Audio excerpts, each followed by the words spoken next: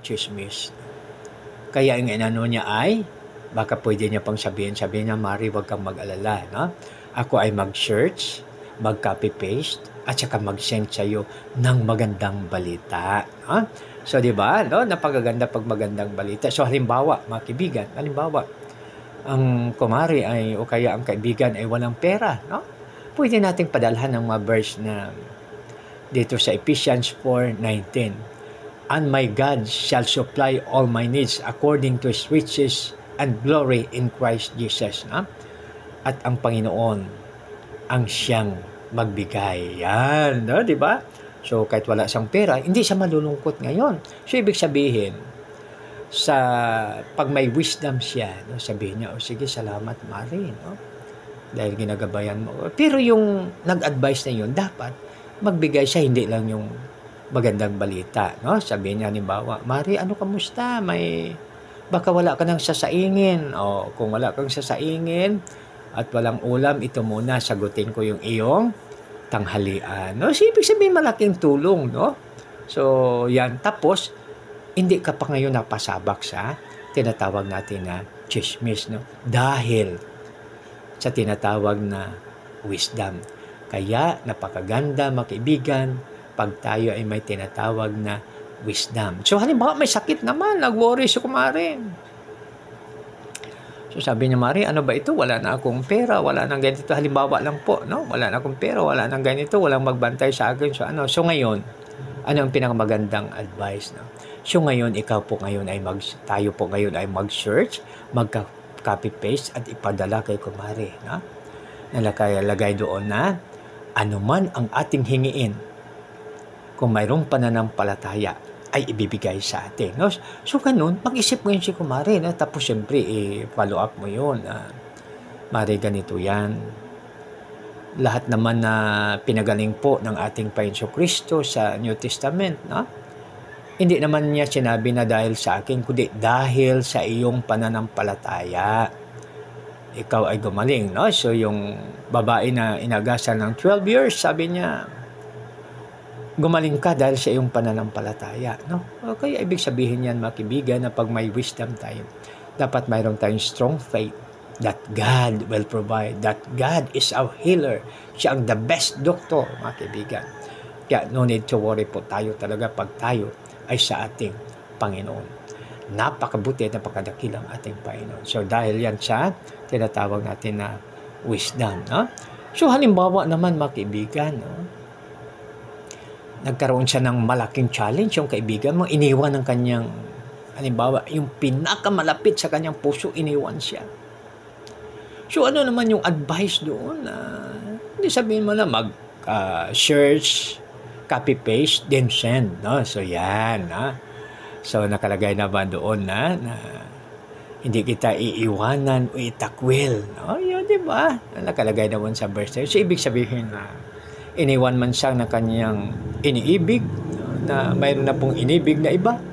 So, pag mayroong wisdom, alam niya na si Lord ay gumabay at tumulong sa kanya. Kaya napakaganda, mga kaibigan, pag tayo ay sa ating Panginoon, may wisdom po talaga tayo. No? So, balik po tayo, mga kaibigan. What is the source of wisdom? The fear of the Lord is the beginning of wisdom. Pwede nating i-search, i-copy-paste, at i-send sa ating mga kaibigan. Proverbs 1:7.